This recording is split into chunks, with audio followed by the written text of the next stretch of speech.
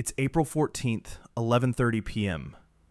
You are staring at your laptop screen, watching the little spinning wheel on your tax software, and you feel this literal, physical knot in your stomach. You make $180,000 a year. You are supposed to be rich. But the screen says you owe another $14,000 to the IRS. You just lost nearly 1/3 of your entire year's labor to taxes. Meanwhile, some billionaire you saw in the news yesterday made $50 million this year and paid absolutely zero. You probably think they are committing fraud, but they aren't. They are just using a completely legal, 3-word mathematical cheat code that is the exact reason you are trapped in high-income poverty, and they are not. And this is where most people get it wrong. You think the system is broken. You think if you just grind a little harder, get that next promotion, bump your salary up to $250,000, you'll finally have room to breathe. On the surface, this makes sense. But in reality, fighting for a higher salary is exactly what is keeping you broke. You are playing checkers, and the ultra-wealthy are playing 3-dimensional chess on a board you don't even know exists. Look, I've spent 30 years watching high-income earners grind themselves to dust, completely blind to the fact that the tax code is not a weapon designed to punish you. It is a rule book. And right now, you are reading the wrong chapter. Let me introduce you to David. David is 38. He is a director at a mid-sized firm, pulling in $220,000 a year. When David goes to his college reunions, everyone assumes he is loaded. He has the beautiful 4-bedroom house, the 2 European SUVs in the driveway. But if you actually open up David's bank account, it is an absolute crime scene. Why? Because David is addicted to the most heavily taxed substance on planet Earth, W-2 income. Every time David gets a year-end bonus, the government immediately confiscates 40% of it. When David wants to buy a new car, he sells some of his company stock, and boom, he gets hammered with capital gains taxes. He is making a fortune, but his wealth is leaking out of a dozen invisible holes. He feels exhausted. He is rich on paper, but functionally, practically broke in reality. But here's where it gets interesting. What almost nobody realizes is that truly wealthy people do not have income. Income is for the working class. Wealthy people have assets. And there is a specific, deeply engineered strategy they use to extract money from those assets without ever paying a single dime to Uncle Sam. It's called buy, borrow, die. And it is the most infuriating, brilliant financial mechanism ever created. Let's look at Elena. Elena doesn't have a massive salary. What Elena has is a portfolio of real estate and index funds worth about $3 million.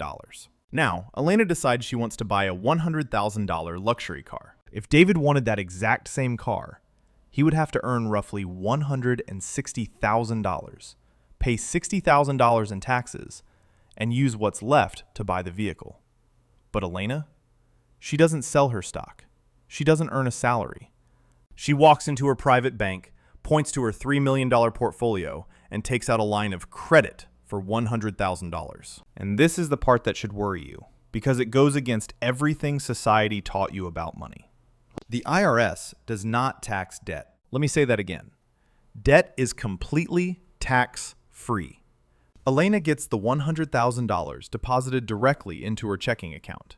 She buys the car. She pays 0 taxes on that cash. Now, you might be sitting there thinking, yeah, but she has to pay the loan back, plus interest. That sounds like a terrible financial decision. On the surface, sure. But here is the brutal math that separates Elena from David. Elena is paying maybe 3 or 4% interest on that loan, but her $3 million portfolio is still fully invested. It was never sold. It is sitting there, compounding and growing at an average of 8% a year. Her assets are generating $240,000 a year in unrealized gains, while her loan is costing her maybe $4,000 in interest. Her wealth is skyrocketing in the background, completely untouched by the government, while she lives a life of absolute luxury on borrowed, tax-free cash. She is literally getting richer by taking on debt. And David didn't realize this until it was too late. He kept trying to out-earn his tax bracket. He kept fighting for bonuses, letting the IRS take half, and wondering why he never felt any closer to financial freedom. He was terrified of debt, because middle-class people are taught that all debt is a trap. And look, for you and me, credit card debt at 24% absolutely is a trap. But for the ultra-wealthy, asset-backed debt is the ultimate escape hatch. David was essentially running on a treadmill that sped up every time he got a raise, while Elena was riding an escalator. But wait, this is where everything starts to break. You were probably thinking, okay, but eventually she has to die, right? And when she dies, her kids will have to sell those assets to pay off the massive loans.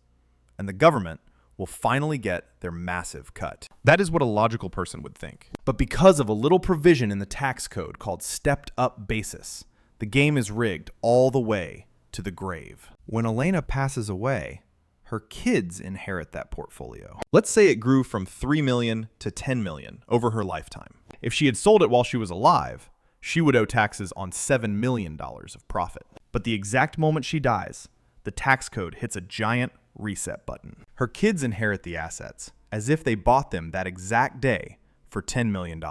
All of those decades of growth, all of those capital gains, completely wiped clean.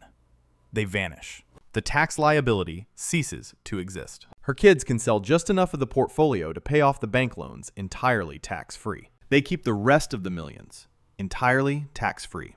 The government gets absolutely nothing. This isn't some conspiracy theory. This is the exact legal framework that creates dynastic wealth.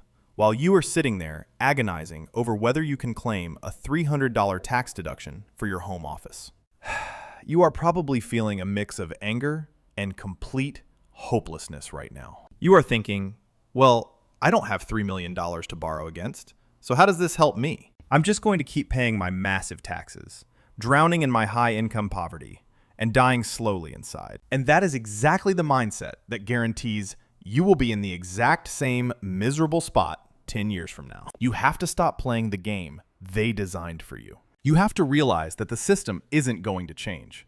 Politicians on TV are going to keep screaming about taxing the rich, but they know they can't tax wealth that is never realized as income.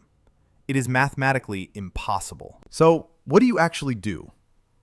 You initiate an ego death. You stop caring about increasing your W-2 income just so you can buy depreciating liabilities that make you look rich to your neighbors. You realize that your high salary is not wealth. It is just a shovel. A shovel you are supposed to use to dig yourself out. You have to aggressively, ruthlessly pivot your life from accumulating income to accumulating assets. You buy assets that you never, ever intend to sell. You buy index funds. You buy real estate.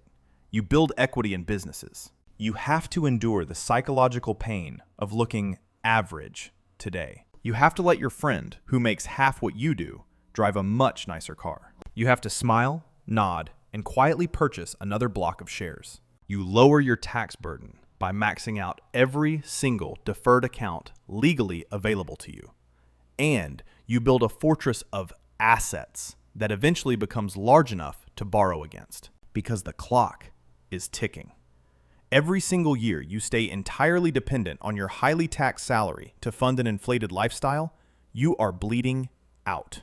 You are giving away the compounding energy of your life to a system that will never give it back. The wealthy understand that true power is invisible. It lives in brokerage accounts, not in driveways. The next time you get a raise, the next time you see a chunk of cash hit your account, I want you to stop and ask yourself a terrifying question. Are you going to feed it to the IRS by upgrading your lifestyle?